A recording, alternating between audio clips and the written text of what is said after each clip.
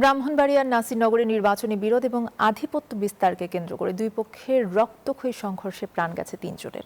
এ ঘটনার পর গ্রেফতার আতঙ্কে গোয়ালনগর ইউনিয়নের অন্তত ৫টি গ্রাম এখন পুরুষশূন্য। ৩ খুনের ৫ দিন পার হলেও এখনো কোনো মামলা না হয় পুলিশের ভূমিকা নিয়ে উঠছে প্রশ্ন। ব্রাহ্মণবাড়িয়া প্রতিনিধির পাঠানো তথ্যচিত্র ডেস্ক রিপোর্ট। ২৪ মার্চ মঙ্গলবার রহিম তালুকদার ও কাশিম গোষ্ঠীর মধ্যে নির্বাচনী বিরোধ ও পূর্বশত্রুতার জেরে দুই পক্ষ টেটা বল্লম নিয়ে সংঘর্ষে লিপ্ত হয়। সংঘর্ষ চলাকালে টেটা বিদ্ধ হয়ে ঘটনাস্থলেই মারা যান ২ জন। পরে হাসপাতালে আরও একজন মারা যান। আহত হন উভয় পক্ষের অন্তত অর্ধশতাধিক। ঘটনার পর পেরিয়ে গেছে ৫ দিন, এখনো এ নিয়ে কোনো মামলা হয়নি। তবে মামলা ও গ্রেফতারের ভয়ে আত্মগোপনে রয়েছেন এলাকার পুরুষরা।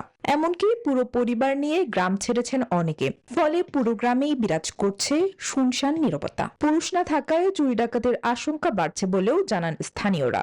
যেহেতু গ্রাম পুরুষ শূন্য, এই সুযোগে কিন্তু চোর চক্র খুব উৎপাত বেড়ে গেছে এবং আমাদের গ্রামে যারা মহিলারা রাতের বেলা থাকে তারাও খুব ভয়ের মধ্যে থাকে। আতঙ্কের মধ্যে আছে মানুষ না, একেবারে নির্বলি, একবার নীরব। কৃষিকাজ আমরা নিজেরা মহিলারা করতেছি, আমরা অসহায় আমরা আছি, পুরুষ ছাড়া পুরুষের কাজ মহিলারা করতেছি।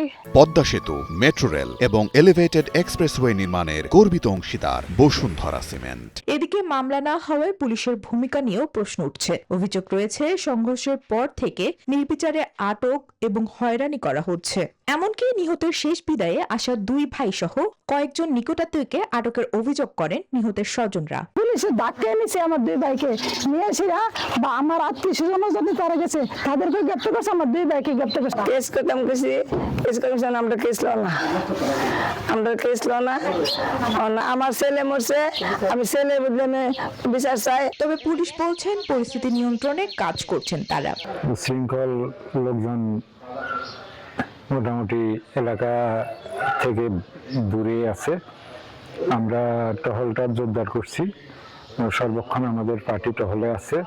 এখন পর্যন্ত এই ঘটনায় ২০ জনকে গ্রেফতার করেছেন পুলিশ। Desk report, news 24।